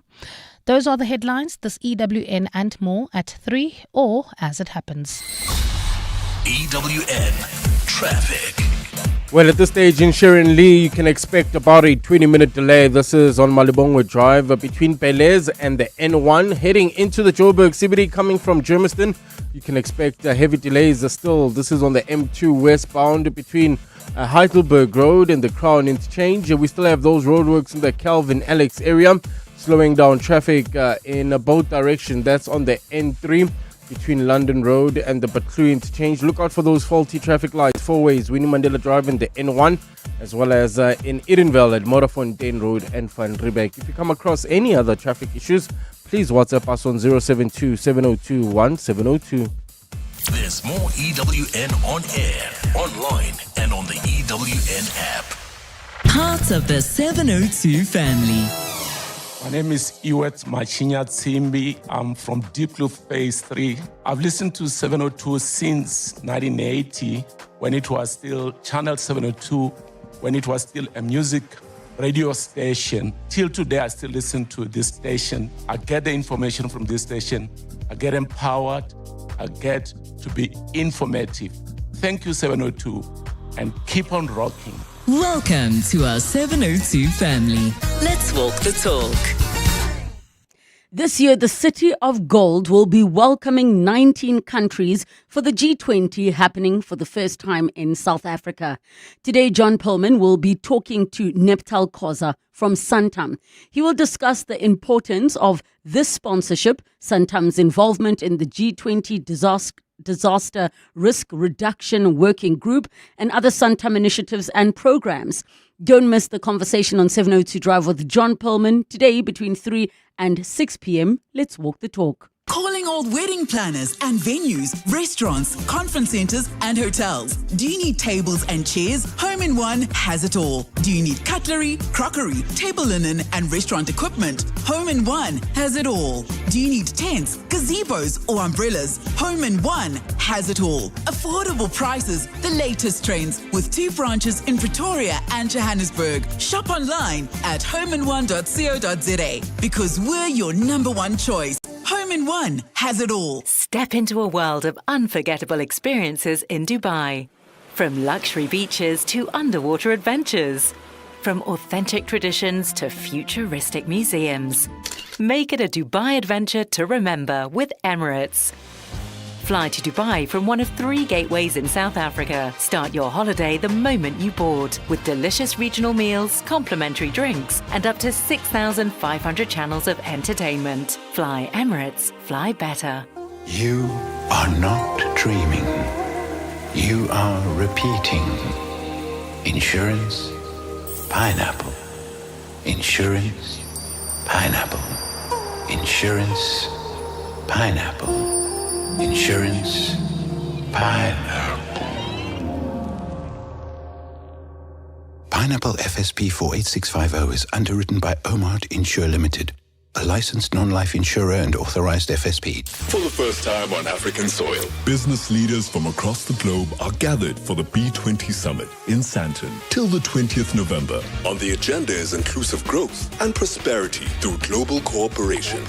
Every day, the Clement Manatela Show will be in conversation with Nedbank to discuss all the news, views, and insights live from the B20 Summit. So tune in to 702 in conversation with Nedbank, proud sponsors of the B20 Summit. Nedbank is a licensed FSP and registered credit provider. Coming up on 702 Drive with John Perlman. 702 Drive is coming up from 3 to 6 p.m. with John Perlman. Good afternoon, John. How are you doing? Doing well, thanks, Relebogile. I hope you're well, and good afternoon to all the listeners. I'm definitely well, but you, of course, are not in the building. Tell us where you are and what's coming up on the show. It was supposed to be a secret. No, we're at the B20 Summit, just up the road, actually, here at the Sandton Convention Center. Very, very interesting gathering, talking about very interesting and important things. You know, Relebogile with the G20, if you were to say to South Africans who maybe are not following it that closely, who's more likely to make a huge difference to the world you live in and the way you live in that world? Business or politicians? I think a lot of people might say business. I don't think it's either or, but certainly a gathering of major corporations from around the world, big institutions and organizations like the International Finance Corporation, and of course the leading lights in South African business. When they get together and look for solutions, I think at the very least we need to understand what it is they've come up with and why they think it might work. So we're going to be focusing on that quite a bit in the story, not in the show, I beg your pardon, not though at the expense of obviously all the other things going on in the country. Parliament's ad hoc committee looking into all those police issues, hearing some very, very interesting and important things. We'll be clocking in and finding out more about that. But Langa Commission, nothing in the morning, but they're getting going this afternoon. We'll take a closer look at that as well. And we're going to ask people, if you go away in the December holidays during the festive season, do you go because that's where you want to be, i.e. out of Joburg,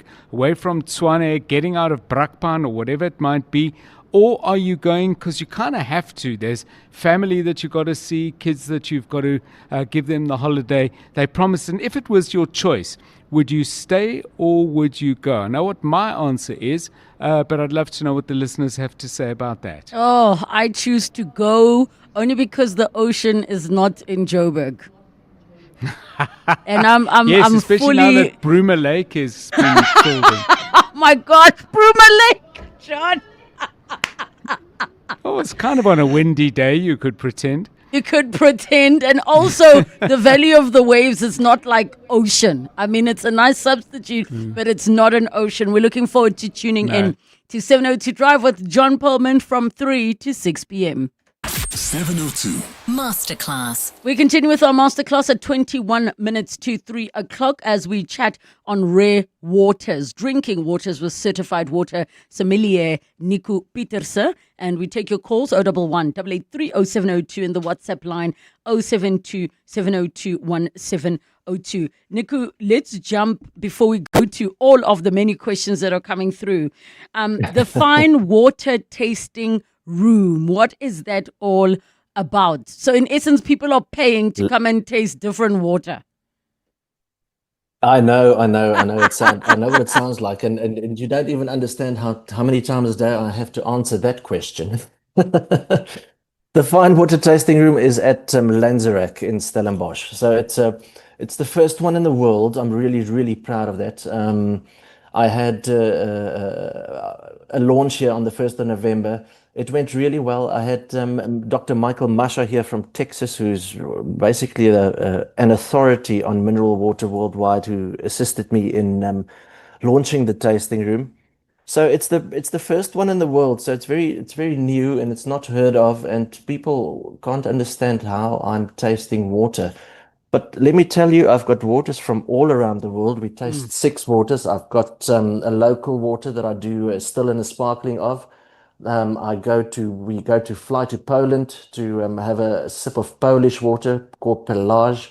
We go to Peru to taste water from the Andes mountains, but not only that, the highest volcano at the Andes mountains. Then we fly to Armenia to taste also volcanic origin water from there, and also a bit of water from Denmark, all specifically curated to assist you in understanding that water is not just water and that water has taste. What I do in the tasting room is we taste the waters. I give you an hour long, or not an hour long, but the whole tasting lasts about an hour. And I explain to you what water is all about, where it comes from, how it works, what it does, why it tastes different, all the things that you need to know about your label, why glass, why not plastic. There's so many things people don't know about water, and specifically, you know that a plastic bottle, water is a solvent, and the second it enters a plastic bottle, it starts to dissolve that bottle.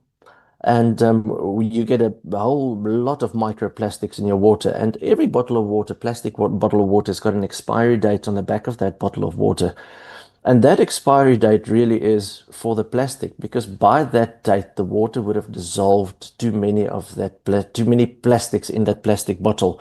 And when you drink it after sell-by date, you'll be drinking a nice water/plastic drink.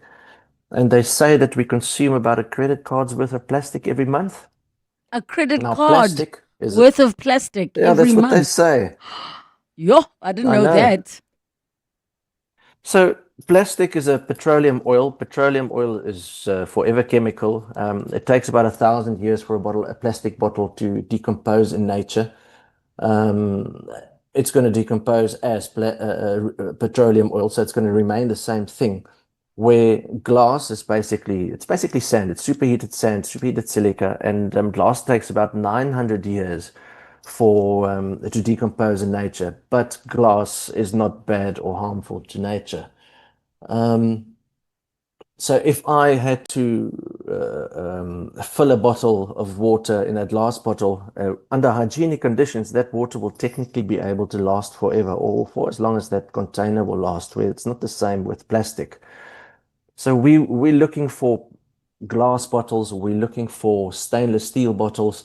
A lot of people carry around the aluminium bottles, but aluminium is also poisonous, and the only way to get the water not to touch the aluminium is to line that aluminium bottle with plastic.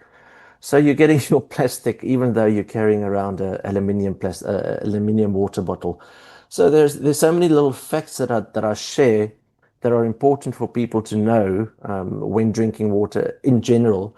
And then the taste aspect of the water, where if a water comes from a glacier, it's either not touched the ground or had minimal contact with the ground, so it's never had time to dissolve any minerals in that ground. So a water like that I would very easily pair with something nice and light like a salad or different kinds of sushi, some fish, where the more if the source is more volcanic, the water gets to dissolve way more minerals, because obviously with a volcano there are minerals that have come from quite deep underground and it's available to be dissolved in the water, in rainwater. So the water, the TDS or total dissolved solids of the water, picks up quite nicely, and that's where you find very interesting tasting waters. I even have a bottle of water in the tasting room that is a naturally carbonated mineral water. And what that basically And I was means just is, about to ask you, do you actually I gas up any of the waters to make them sparkling, or does that even change the yeah. quality and flavor profile and possibly ruin it? No, you know what? CO2. So how we get the sparkles in the water is we take the still water, we cool it down to about between 2 and 4 degrees, and then we dissolve CO2 under a high pressure process into the water. It's absolutely according to taste. But the process, during that process, you can create a big bubble or you can create a small bubble or a more refined bubble, depending on what your palate is looking for. So CO2 is acidic. So the second we add CO2 to water, it drops the pH of the water. So if a water sits on a 7 pH in the still, it'll sit on about a 5.1 in the sparkling. So the acidity in the CO2 you can definitely taste. If we start on a lower base, say you have a still water with a pH of about 6 or 5, you're going to end up with a pH of about 3 on the sparkling water. And the only thing that can really do is damage the enamel in your teeth if you have too much of it. But other than that, it's just whether you like bubbles in water or not. A lot of people are talking about alkaline water, and that alkaline water is the best water in the world for you, and that it's with its numerous health benefits. But you know, your body is such a magnificent machine that the second it gets water that is too alkaline, the water ends up in your stomach. Your stomach now sees that it's or detects that it's too alkaline in there, and it'll just produce more acid to neutralize the alkalinity, and it'll send it into your bloodstream at the right pH. So alkaline water is not necessarily going to be better or worse for you. It's going to taste different. So alkaline water will taste a little bit sweeter. It might have a bit of a soapy taste to it, but for health, you know, your body's going to sort that out by itself. Have you heard of the thing that people say that sparkling water tastes like electricity? I've not heard that, but I have a very funny joke about sparkling water. Do tell me. So I'll say it quickly, and it's going to take about 5 seconds to snap. But sparkling water is still water. It really is still water. We're going to take a break. Sparkling water is still water. We're going to take a break. When we come back, we continue. I see all your questions. 011 883 0702 in the WhatsApp line 072 702 1702. For generations, the world has spoken about Africa. More needs to be done to ensure that the prosperity is broadly shared. Now, for the first time, the world's leaders gather on African ground. This summit's location underscores the need for African voices to be heard. On the 22nd and 23rd of November, the G20 summit lands on our soil. A moment where South Africa doesn't just host the conversation, we help lead it. The majority of the 54 nations that now comprise Africa were never offered a seat at the table where plans for a new world order were being drawn. From solidarity and equality to food security, poverty, and climate justice, this is where Africa's voice rises, not as an echo, but as a force. And as history unfolds in real time, EWN, 702 and Cape Talk bring you closer to every decision, every voice, every detail that shapes our future. Stay with us and stay connected to the story being written on home ground, on air, on the EWN app, and on primemediaplus.com. The Johannesburg Philharmonic Orchestra wraps up its spring symphony season under the baton of popular conductor Daniel Boyko, joined by pianist Foido Orlov and soprano soloist Sipokazi Mapumulo. The program includes masterworks by Bernstein and Rachmaninoff. Join them at the Linda Auditorium on Thursday, the 20th of November, at 7:30 p.m. That is tomorrow night at 7:30 p.m. Book your tickets at Quicket to avoid disappointment. As leaders in renewable energy finance, Nedbank has a track record spanning over 100 years. From pioneering large-scale solar and wind farms to financing complex energy infrastructure in emerging markets, Nedbank offers clients deep sector expertise, combined with the ability to navigate the unique challenges of Africa's just energy transition. See money differently. Nedbank. Nedbank is a licensed FSP and registered credit provider. To walk the talk is to turn words into meaningful actions. And it's what we at 702 are committed to doing every day. We are also committed to following the rules set out by the Broadcasting Complaints Commission's Code of Conduct. To give you balanced programming, fair comments, and accurate news. But if we stumble along the way and you feel we are not living up to the code, let us know on comment@702.co.za. And if after that you're still not happy, you can direct your complaint in writing to the Broadcasting Complaints Commission. Email bccsa@nabsa.co.za. For more, visit bccsa.co.za.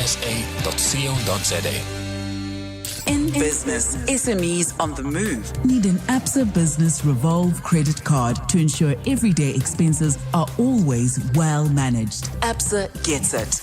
You know, everybody's trying to make sure that they've got enough stock to meet client demand, but also balancing that to ensure that they don't have too much stock. And then, you know, really trying to make sure that they maintain profit margin. So we recognize this at Absa, and I think this is exactly why we've developed this Business Revolve credit card product. And I think the key standout from a benefits and features perspective is that this credit card offers up to 55 days interest-free. So what that means is that a lot of these businesses will be able to buy stock now and only really have to pay for that stock in 55 days' time, freeing up that working capital. 702 Drive with John Perlman was in conversation with Pascal Albrecht, Executive for Commercial Issuing Product at Absa Business Banking. Visit primemediaplus.com to hear more with Absa on 702. Absa is an authorized FSP and a registered credit provider. T's and C's apply. Absa, your story matters. 702 Masterclass. 8 minutes to 3 o'clock as we start to wind down our masterclass on rare waters with Nico Petersen, a water sommelier. 011-883-0702. The WhatsApp line 0727021702. I'm going to very quickly try to get through as many questions as possible. One question here says, very fascinating discussion. Does reverse osmosis work? Is it worthwhile buying water purified in that manner? From Dr. Philemon. Okay, so reverse osmosis, as I said earlier, is basically, so you take tap water, you send it through reverse osmosis filtration, which is a membrane filtration. It takes everything out of the water. So just like that, the water is not going to be so healthy or so good for you to drink. You can, however, remineralize the water either via a system, an extra additional system to that filtration system, or interestingly enough, there's a product called Celtic or Celtic sea salt that you can add to reverse osmosis water to mineralize that water again. I think there are about 82 different minerals in Celtic salt or Celtic salt. And that's one of the things that you really can do to get the salts in. So we need the salts. We need the salts for hydration. Without that, you'll just fill yourself up and not get the hydration in it. So that's a good way to do it. Either remineralize or adding some Celtic salt to your reverse osmosis water. There are so many questions here around hydrogenated water. Kathy's asking about it. Malusi, not Malusi, Kev is saying, what are the health benefits of hydrogenated water?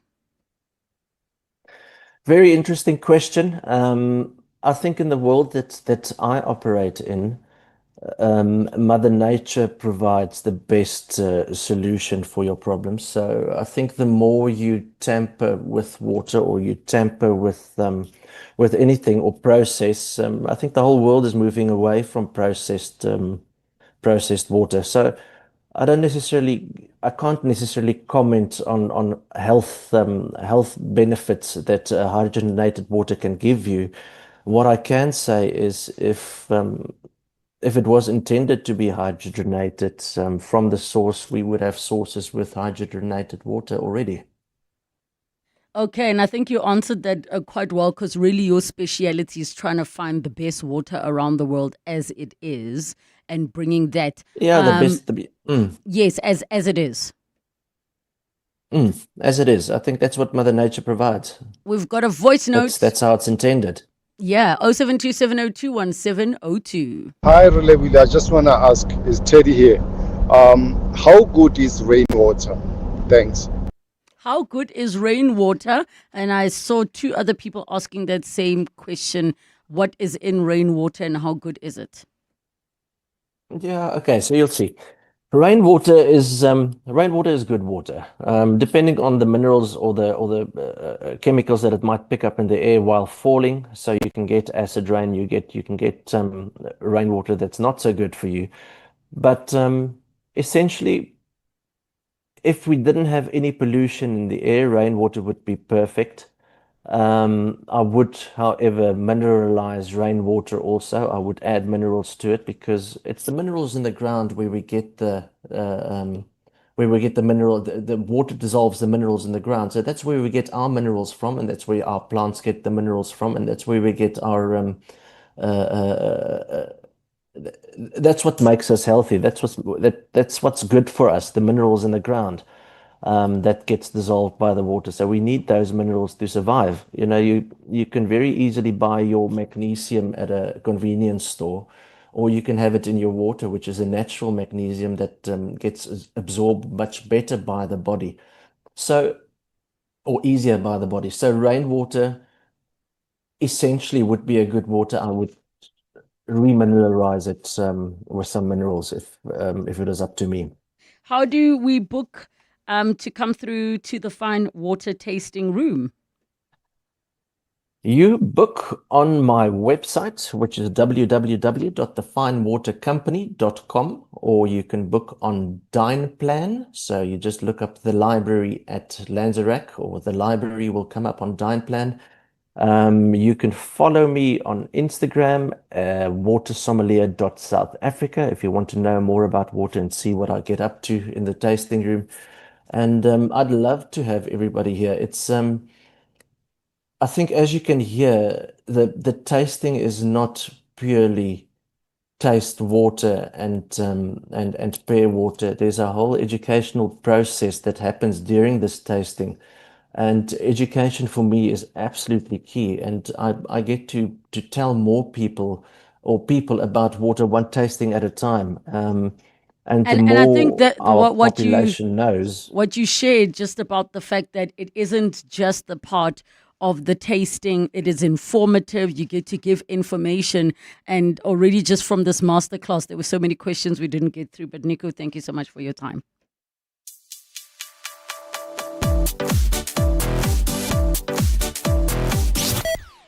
At the heart of global conversations shaping the future, Africa's voice matters more than ever. As Africa's largest bank by assets and lead sponsor of the B20 Summit, Standard Bank Group is proud to spotlight the continent's growth, partnerships and potential on the world stage. Through informed dialogue and powerful partnerships, Standard Bank is driving sustainable growth where it matters most. Standard Bank is an authorized FSP and registered credit provider. Lock into roaring rugby action this season with Hollywood Bets. Bet 50 Rand or more on any Vodacom United Rugby Championship fixture, and you could win a share of 300,000 Rand in cash, betting vouchers or prizes. This includes Smeg bar fridges, macro vouchers, a Sharks captain run, or a player circle experience. Only the toughest team will prevail. Bet now and let the rugby rumble begin. T's and C's apply. Hollywood Sportsbook is a licensed betting operator. No persons under the age of 18 years are permitted to gamble. Winners know when to stop. South African Responsible Gambling Foundation toll-free counseling line 0800 006 008 or WhatsApp HELP to 076 675 0710. Let's count backward. 5. Insurance. 4. Pineapple. 3. Insurance. 2. Pineapple. 1. You're under. Pineapple FSP 48650 is underwritten by Omart Insure Limited, a licensed non-life insurer and authorized FSP.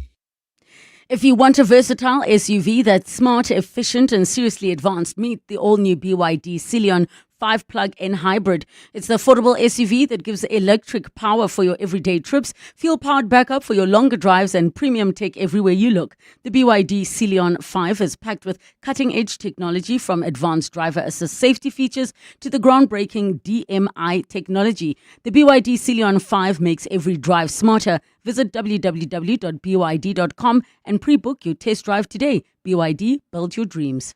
The stage is set as business leaders from the G20 countries gather in South Africa for the B20 Summit from 18th to 20th November for the first time in history on African soil. The Clement Manyatela Show will be there, live with Nedbank, to discover how inclusive growth and prosperity can be achieved through global cooperation. So, be a part of history and tune in every day to the Clement Manyatela Show, live from the B20 Summit in Sandton. Brought to you by Nedbank, proud sponsors of the B20 Summit on 702. Nedbank is a licensed FSP and registered credit provider. Thank you so much for joining us. It's 1 minute after 3 o'clock. This is EWN.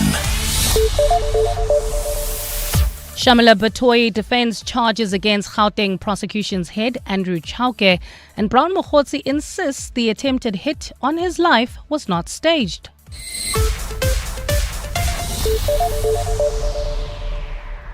Good afternoon, I'm Bali Dlamini. NPA boss advocate Shamila Batoyi has defended the charges she has